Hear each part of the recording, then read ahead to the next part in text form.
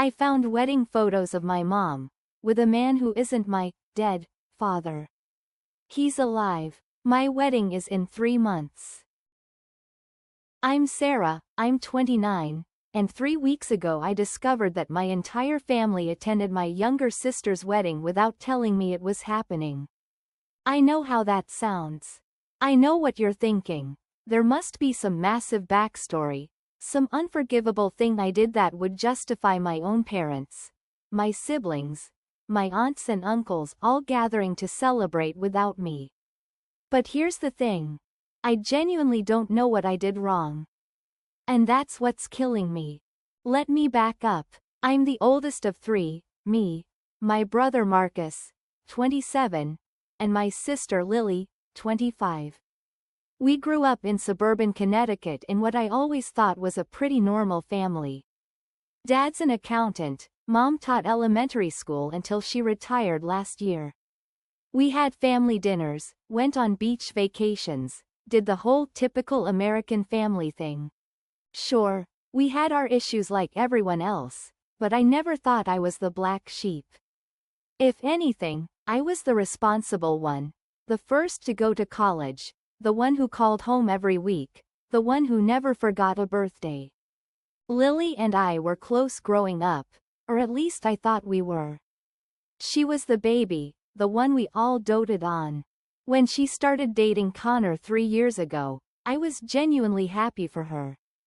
He seemed nice enough, a financial advisor, played golf, had that generic handsome thing going on. A little boring for my taste, but Lily seemed content. They got engaged last December, and I helped her look at venues over FaceTime. I live in Portland now. They're all still on the East Coast. She showed me pictures of dresses. We texted about centerpieces, for God's sake. The last real conversation I had with Lily was 6 weeks ago. She called me on a Tuesday evening. I remember because I was making pasta and nearly burned the sauce when my phone rang. Hey, I'd answered, tucking the phone between my ear and shoulder. What's up? Not much.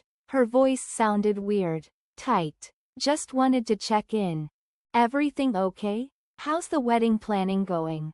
There was a pause. A pause that should have told me something, but I was distracted, stirring sauce, not really paying attention. It's fine. Actually, we might be simplifying things. Connor and I have been talking about maybe doing something smaller than we originally planned. Oh, I'd said. That could be nice. Less stressful, probably. Yeah, less stressful. Another pause. Look, I should go. Connor just got home. Okay, love you. You too. And that was it. That was the last time my sister spoke to me before she got married. The discovery. I found out about the wedding from Instagram. Specifically, from my cousin Rachel's story, which she posted at 11:47 p.m. on a Saturday 3 weeks ago. I was lying in bed, mindlessly scrolling before sleep, when suddenly there it was. A beautifully filtered photo of Lily in a lace wedding dress, Connor in a navy suit, surrounded by what looked like 75 to 100 people in some kind of garden venue with string lights and white roses everywhere. My finger froze on the screen. I stared at that image for probably 2 full minutes, my brain refusing to process what I was seeing. Then I clicked through the rest of Rachel's story with increasing panic. There was Mom, crying and laughing in a lavender dress. Dad walking Lily down an aisle.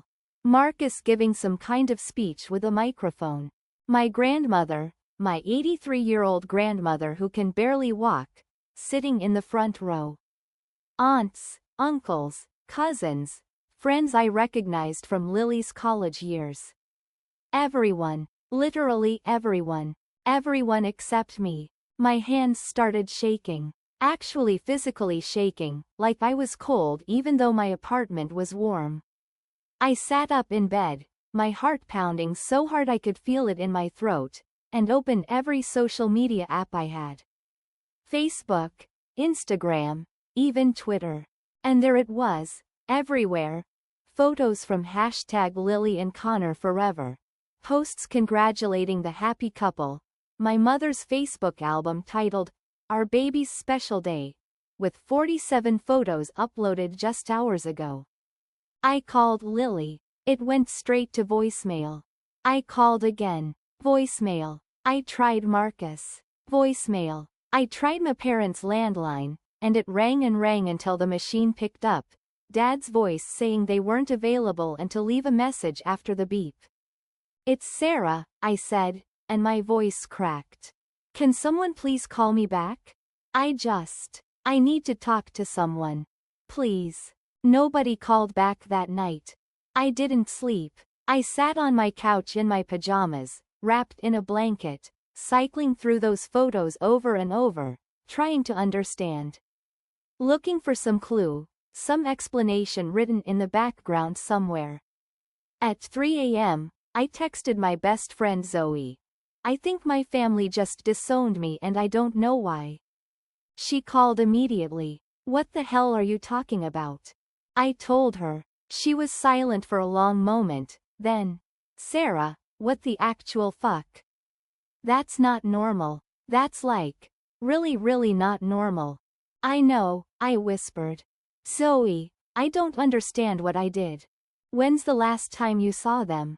Christmas. I flew home for Christmas. Everything was fine. Everything was completely normal. But was it? That's what I kept asking myself as the sun came up and Portland turned that particular shade of gray-pink it gets on late spring mornings. Was everything really normal at Christmas? Christmas. 6 months earlier.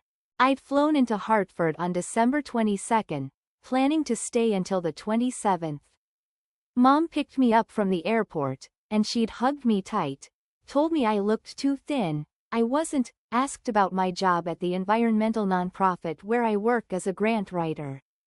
All normal. We stopped at the grocery store on the way home to pick up ingredients for Christmas Eve dinner. Another tradition. Another normal thing. The house looked the same as always.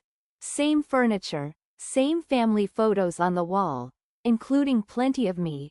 Same slightly burned smell from Dad's habit of making his coffee too strong. Lily had come over for dinner that first night with Connor.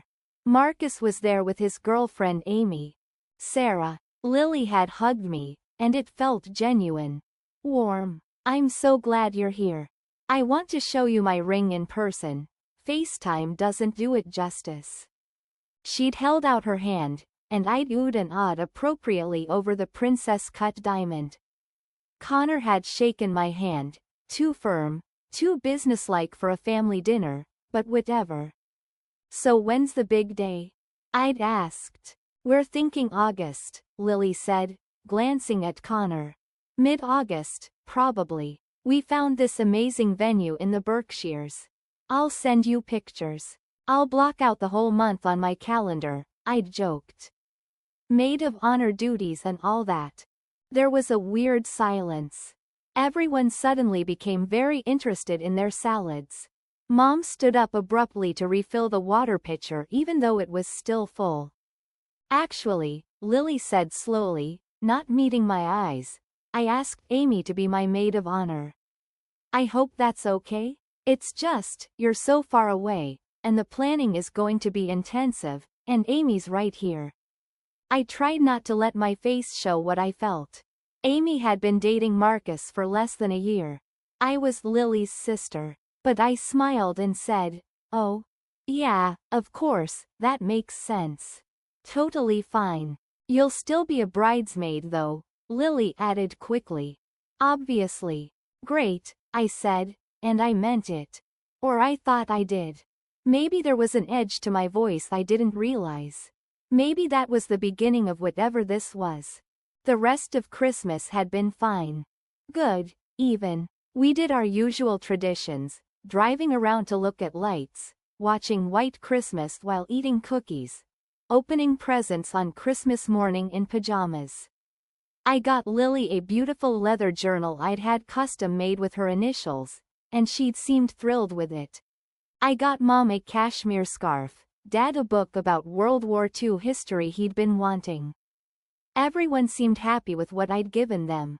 On my last night, Dad had driven me to the airport. In the car, he'd been quiet, which wasn't unusual. Dad's always been a man of few words.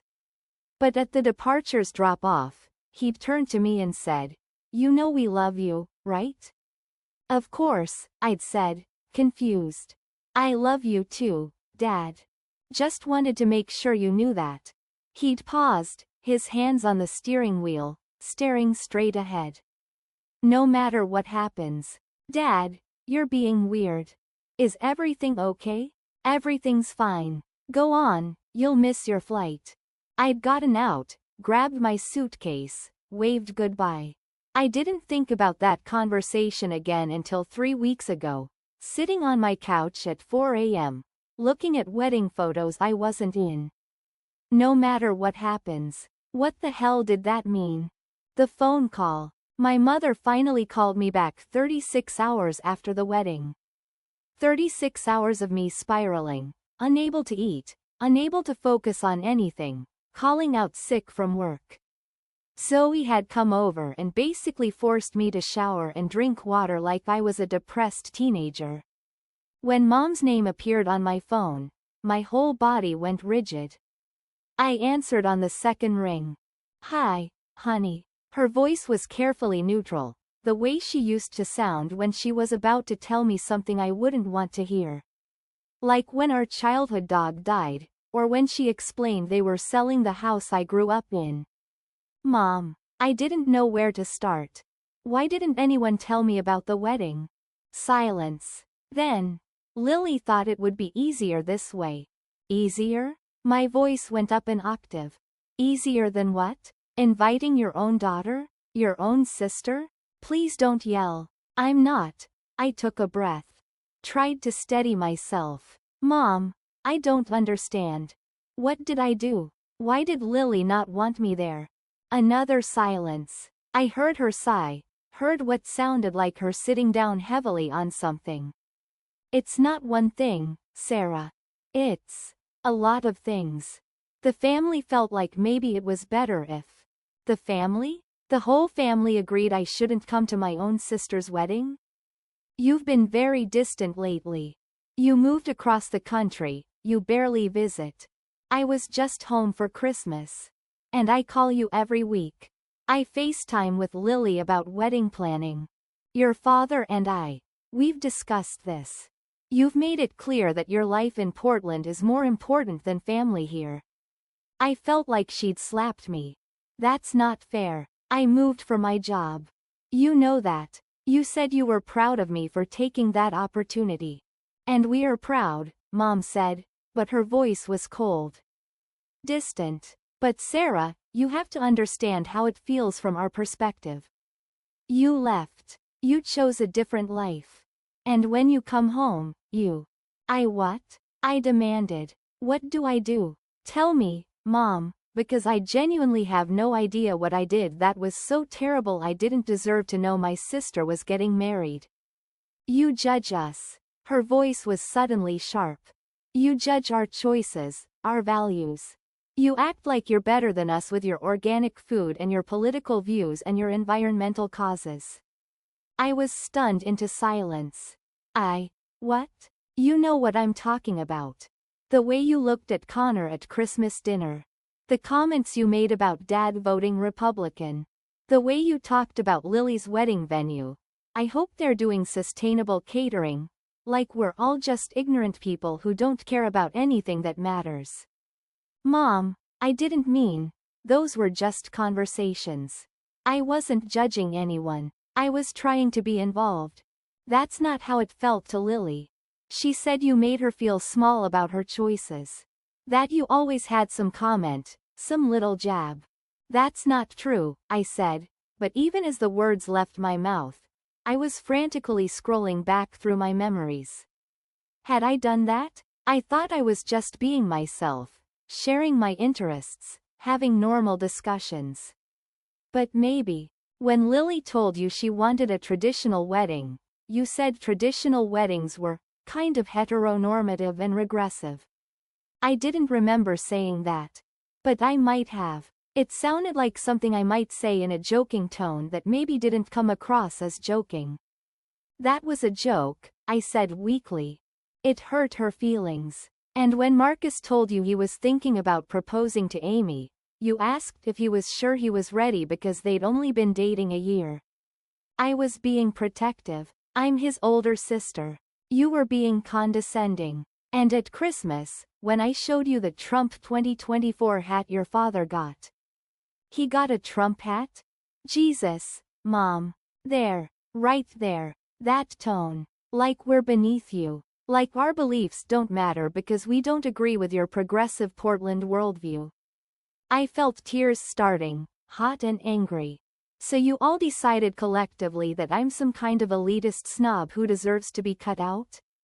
We didn't cut you out, Mom said, but she didn't sound convinced. Lily just wanted a drama-free day. She was worried you'd make some comment, that you'd judge her choices, that I would never have done anything to ruin her wedding. She's my sister. I love her. Then maybe you should have shown her that more when you had the chance. Mom's voice broke slightly. I have to go. I just wanted to let you know. Everyone's fine. The wedding was beautiful. And maybe give everyone some space for a while. Space? Mom, you're my family. You're all I have. You have your life in Portland. Focus on that. She hung up. Just hung up. I sat there holding the phone, feeling like my entire reality had just shifted on its axis and I couldn't figure out which way was up anymore. The group chat. What I didn't know, what I wouldn't find out until later, was that there was a family group chat. There had always been a family group chat. The Chen family, it was called on WhatsApp, with a little house emoji. I'd been in it since Mom created it 4 years ago. Except at some point between Christmas and the wedding, someone had created a new group chat. Same name, same house emoji, everyone except me. I found out about this from Marcus, actually. He was the weak link. I think he felt guilty. 2 days after Mom's call, he texted me. Can we talk? We met on Zoom. He looked uncomfortable, wouldn't quite meet my eyes on camera. I think maybe you should see something, he said. I'm probably going to get in trouble for this, but it doesn't feel right. He started reading from his phone. Messages from the new group chat. Mom, March 15th. Lily's very stressed about Sarah coming to the wedding. She's worried Sarah will criticize the flowers or the dress or something. Lily, March 15th. I just want one day where I don't feel judged, you know. Dad, March 15th. Maybe we should talk to Sarah. Tell her to be supportive. Lily, March 16th. Honestly? I'm thinking about not inviting her. Is that terrible? Mom, March 16th. Honey, she's your sister. Lily, March 16th. She doesn't act like it. She acts like she's above all this. Above family, above our values. Why should I have her at my wedding if she's just going to look down on everything? Amy, March 17th. I think Lily has a point. Sarah can be kind of intense about her beliefs. Remember when she lectured me about fast fashion? Marcus, March 17th. Guys, this feels harsh. Mom, March 17th. Marcus, you don't see what we see. The little comments. The way she looks at us sometimes. Your father's been very hurt by some of the things she's said about his politics. Dad, March 18th. I just want peace. If Lily doesn't want her sister there, maybe that's her choice. Lily, March 25th. Okay, I've decided. I'm not inviting Sarah. I'll just tell her we're doing something small in courthouse, and then later I'll say we eloped or something. Mom, March 25th. Are you sure, honey? Lily, March 25th. Yes. I'm sure. This is my day and I want to be happy. Marcus stopped reading. He looked at me through the screen with something like pity. There's more, he said quietly. A lot more. Planning messages. People discussing what to post on social media, making sure not to tag you. It went on for weeks. I couldn't speak, couldn't process it. They'd spent weeks planning how to exclude me. Coordinating, making sure I wouldn't find out until it was too late. Marcus, I finally managed. Am I really that awful? No, he said immediately. Sarah, no, you're not awful. You're just different from us now. And I think that scares them. Different how? You left. You became someone they don't fully understand. Someone with different values, different priorities. And instead of trying to understand you, they decided you were judging them. But I wasn't. I mean, maybe I made some stupid comments, but I never meant to judge anyone. I love you guys. You're my family. I know. But I think maybe they needed to believe you were judging them. Because it's easier than accepting that you just grew up and became your own person who doesn't fit into the mold they expected. He paused, then added, for what it's worth, I voted against excluding you. I thought it was fucked up. But I was outvoted. And I'm sorry I didn't tell you. I'm sorry I didn't stand up harder. You went to the wedding, I said. It wasn't quite an accusation, but almost. Yeah, I did. And I felt sick the whole time. But Amy said I had to support Lily, and everyone would be mad at me if I didn't go, and I took the coward's way out. I'm sorry. After we hung up, I just sat there. The apartment was quiet. Outside, I could hear Portland doing its thing. Cars passing. Someone's dog barking. The bus hissing to a stop down the street. My life that I'd built here. The life they thought I'd chosen over them. But had I? That's the question that's been haunting me. Had I somehow, without realizing it, made them feel like they weren't enough? Like I was better than them? The deep dive. I spent the next week doing something probably unhealthy. I went through every text message, every phone call, every visit, trying to find the moment where I became the villain in my family's story. There were things, I'll admit. At Marcus's birthday dinner 2 years ago, when his friend made a racist joke, I'd called it out. Everyone got uncomfortable. Marcus later told me I'd made a scene, even though I'd just said quietly that the joke wasn't funny. At Thanksgiving 3 years ago, when Uncle Rick started talking about climate change being a hoax, I'd gotten into a debate with him. Mom had pulled me aside and asked me to just let it go, because I was upsetting people. Last 4th of July when I was home, Lily wanted to go to this restaurant that had been exposed for wage theft. I'd suggested alternatives. She'd gotten mad, said I was being difficult, gone to the restaurant anyway without me. Small things. Moments I'd barely remembered. But apparently they'd remembered. They'd catalogued every instance of me being too much, too political, too ethical, too different from who I used to be. I called my therapist and got an emergency session. Dr. Martinez listened to everything, then asked me something I wasn't expecting. Sarah, why did you move to Portland? For my job. The opportunity. But why that particular job? Why that city? Tell me what you love about your life there. And I did. I told her about the community I'd found, activists and artists and people who cared about the same things I did. I told her about my work fighting climate change. About my friends who went to protests with me, who shared my values, who didn't roll their eyes when I talked about systemic injustice.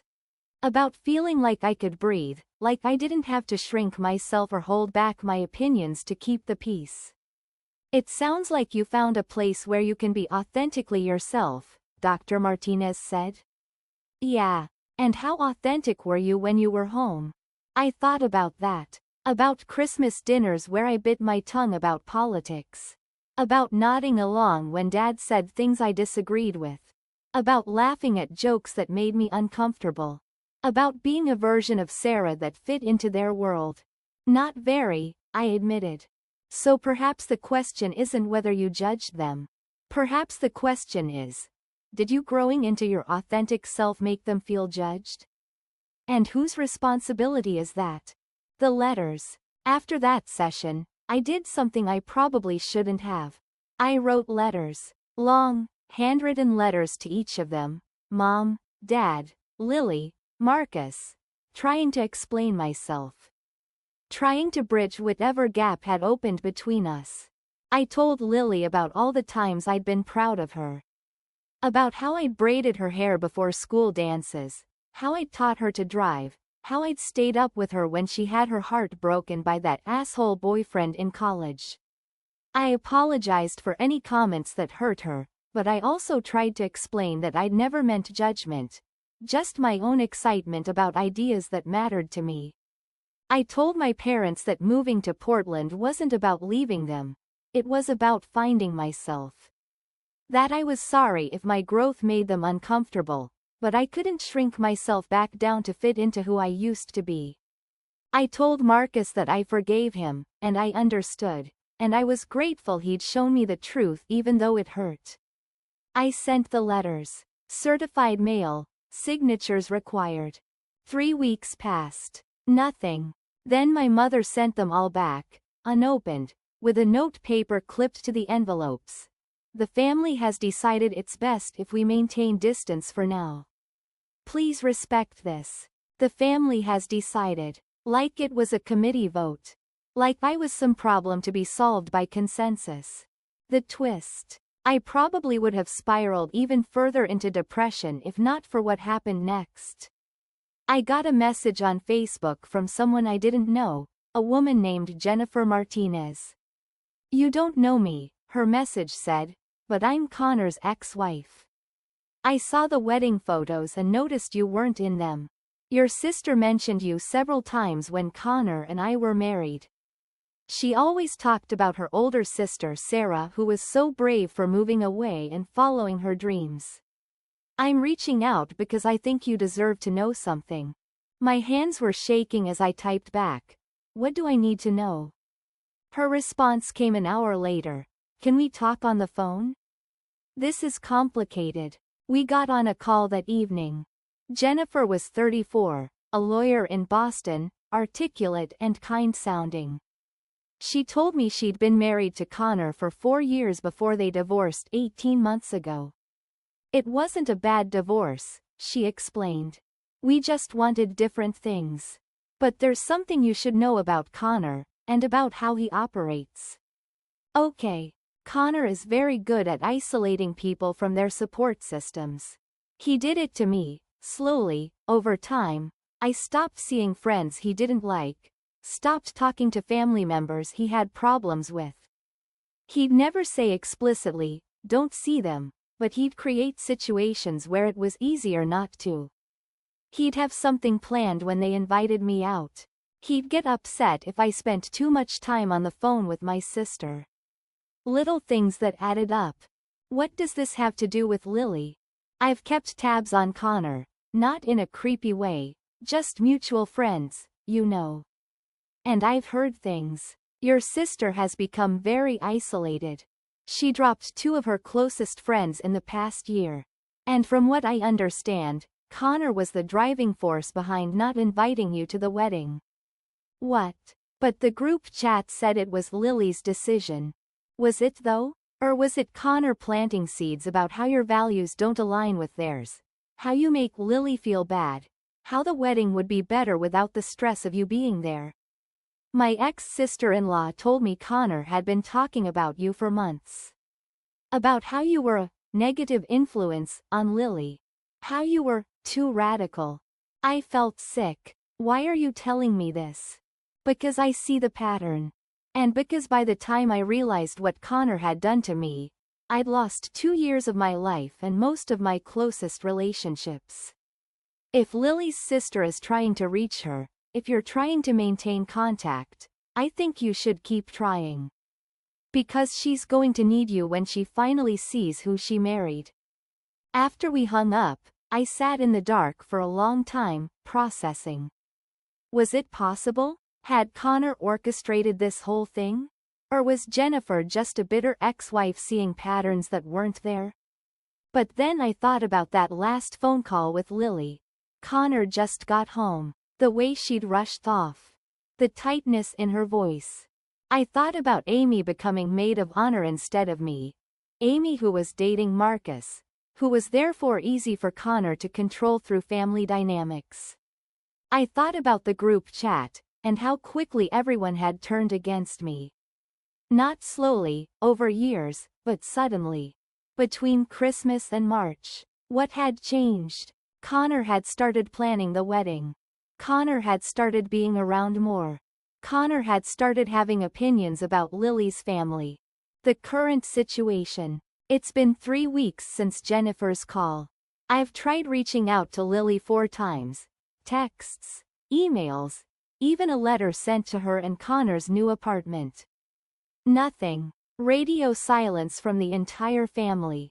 Except for one thing. Last week, very late at night, I got a text from a number I didn't recognize.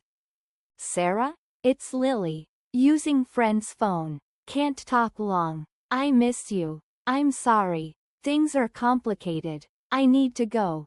Before I could respond, the messages were deleted. But I took a screenshot first. Proof that somewhere inside whatever's happening, my sister is still in there. Still remembers me. Still maybe needs me. I don't know what to do. Part of me wants to drive across the country, show up at her door, demand to talk. Part of me thinks that would make everything worse. Part of me wonders if I'm the crazy one, if maybe I really did judge them, push them away, deserve this. My therapist says I'm not crazy. Zoe says I should respect Lily's boundaries but be ready when she needs help. My coworker suggested I hire a private investigator to make sure Lily's okay, which feels insane but also maybe not. The worst part is the grief.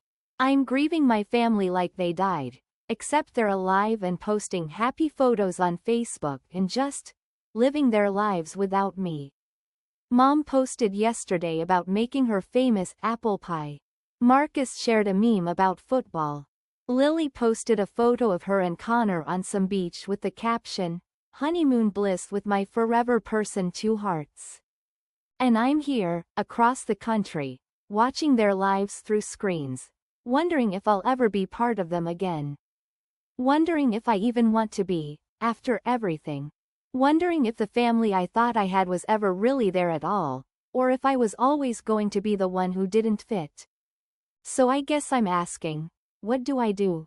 Do I keep trying to reach Lily, to break through whatever wall Connor might have built? Do I respect their boundaries and accept that I've been cut out? Do I keep hoping that someday I'll get a real explanation, a real conversation, maybe even an apology? Or do I do the hardest thing of all?